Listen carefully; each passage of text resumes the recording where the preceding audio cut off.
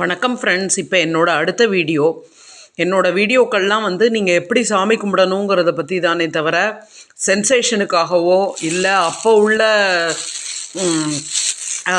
ட்ரெண்டை பயன்படுத்தி யாரையும் ஏமாற்றி பணம் பறிக்கிற வேலையோ இல்லை. இப்போ நான் சொல்ல போகிறது எந்தெந்த அதாவது பராசக்தி, பிரம்மச்சாரணி, குஷ்மந்தா, ஸ்கந்தமாதா, காத்யாயினி, காளராத்திரி, மகா கௌரி, சைலிபுத்ரி, சித்திதாத்ரி இவங்கெல்லாம் பராசக்தியோட 9 அவதாரங்கள். இந்த பராசக்தியோட 9 அவதாரங்கள் பேரை நீங்கள் ஒரு நாளைக்கு ஒரு தடவை சொன்னாலே உங்களுக்கு மிக்க நன்மை பயக்கும். அதுபோல் இப்போ யமகண்ட நேரம் எப்படி கணக்கிடுவது, ராகு காலம் எப்படி கணக்கிடுவது என்பதை உங்களுக்கு சொல்லுகிறேன். ராகு காலம் என்பது ஒரு நாளைக்கு 1.5 மணி நேரம் நீடிக்கும். திங்கட்கிழமையிலிருந்து ஆரம்பிக்கும். காலையில் 4 to 4:30 to 6, 3:30 to 6 இந்த டைம் சூரிய உதயத்துக்கு முன்பான உள்ள நேரம் உஷத் காலம் எனப்படும். எனவே இந்த நேரங்கள் ராகு காலத்திற்கு பொருந்தாது. எனவே ராகு காலம் ஆரம்பிப்பது என்பது திங்கள் அன்று 6 to 7:30, செவ்வாய் அன்று 7:30 to 9, புதன் அன்று 9 to 10:30, வியாழன் அன்று 10:30 to 12, வெள்ளி அன்று 12 to 1:30,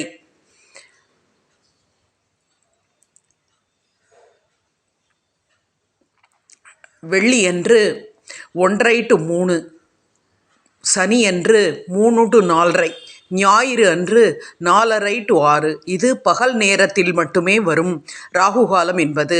இந்த ராகு காலத்தில் துர்க்கை மற்றும் கால பைரவரை வழிபடுவது மிகவும் சிறப்பானது. இன்று வளர்பிறை அஷ்டமி.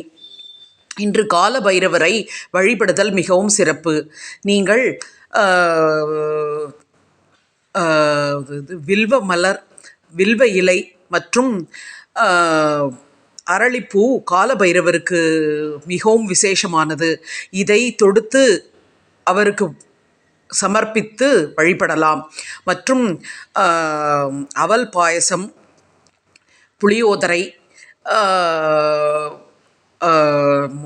மிளகு கலந்த வடை போன்றவற்றை காலபைரவருக்கு சமர்ப்பிப்பதன் மூலம் நீங்கள் நன்மைகளை அடையலாம். சகோதரர்களுக்கு இடையில் பிரச்சனை, இல்லையில் தம்பதிகளுக்கு இடையில் கருத்து வேறுபாடு போன்றவற்றுக்கு காலபைரவரை இந்த ராகுகால நேரத்தில் வழிபடுவதன் மூலமாக விடிவு கிடைக்கும். மற்றொன்று, காலபைரவரை வழிபடுவதன் மூலமாக நீங்கள் இழந்த பொருள், செல்வம் போன்றவற்றை பெறலாம். நீங்கள் என்ன கோரிக்கையை வைத்தாலும் அதை இந்த ராகுகால நேரத்தில் வைத்தீர்கள் என்றால் உங்களுக்கு நீங்கள் 2 அல்லது 3 முறைகள் அல்லது 2 அல்லது 3 வாரங்கள் இந்த ராகுகால நேரத்தில் உங்கள் பிரார்த்தனையை நிறைவேற்றுவதன் மூலம் உங்களுடைய கோரிக்கை நிறைவேறும். உதாரணமாக, திருமணம் நடைபெற வேண்டும் எனில் 4:30 to 6 சிவன் கோவில் உள்ள காலபைரவருக்கு விபூதி மற்றும் ருத்ராபிஷேகம் செய்து அந்த பிரசாதத்தை கோவிலுக்கு வருபவர்களுக்கு விநியோகிப்பதன் மூலம் உங்களுடைய கோரிக்கை நிறைவேறும்.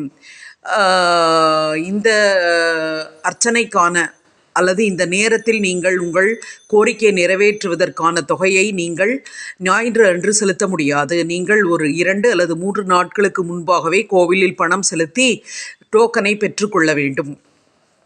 மற்றும் திருமணம் நடைபெற வேண்டும் எனில் பிள்ளையாருக்கு 7 புதன்கிழமைகள் வாழைப்பழ மாலை சமர்ப்பணம் செய்து வேண்டலாம். மற்றும் 7 சங்கடஹர சதுர்த்தி அன்று பிள்ளையாருக்கு அருகம்புல் மாலை சார்த்தி வழிபட்டால் உங்களுடைய கோரிக்கை நிறைவேறும். மற்றும் திருமணம் நடைபெற நந்தியம்பெருமானுக்கு கழுத்தில் மணி வாங்கி கட்டுவதாக வேண்டிக் கொள்ளலாம். காரைக்குடி அருகில் திருக்கோஷ்டியூர் என்ற திருத்தலம் உள்ளது. அங்கு சென்று விளக்கை எடுத்துன்னு வந்து அந்த விளக்கை அந்த கோயிலில் திருமணம் நடந்த பிறகு ஏற்றலாம். இது ஒரு பரிகாரம். மற்றும் அவரை சுற்றியுள்ள சுற்றத்தார் சீக்கிரம் திருமணம் நடைபெற வேண்டும் என்று வேண்டிக் கொண்டால் அந்த திருமணம் விரைவில் கைகூடும்.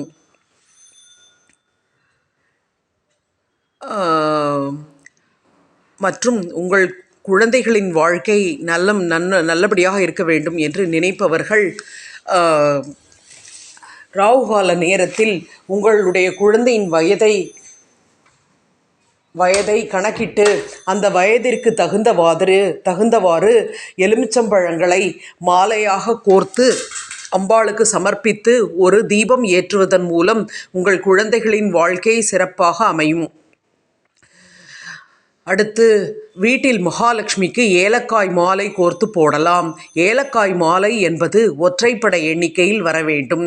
27, 51 என்று உங்களால் முடிந்த ஏலக்காய்களை மாலையாக கோர்த்து உங்கள் வீட்டில் சமர்ப்பிக்கலாம். கோவிலுக்கு செல்ல முடியாதவர்கள் இதை மேற்கொள்ளலாம். பின்பு அந்த ஏலக்காயை எடுத்து நீங்கள் பிரசாதமாக செய்து கோயிலில் விநியோகிக்கலாம். அடுத்து நீங்கள் பொருள் எதையாவது இழந்திருந்தால் கால பைரவருக்கு 27 மிளகுகளை சிகப்பு துணியில் திரியிட்டு நல்லெண்ணெய் விட்டு தீபம் ஏற்றுவதன் மூலம் நீங்கள் இழந்த பொருளையோ தொகையையோ திரும்ப பெறலாம். மற்றும் இழந்த பொருள் மற்றும் களவு போன பொருள் திரும்ப பெற என்று ஒரு பதிகம் உள்ளது. அந்த பதிகத்தை நம்பிக்கையுடன் பாடுவதன் மூலமும் உங்கள் கோரிக்கை நிறைவேறும்.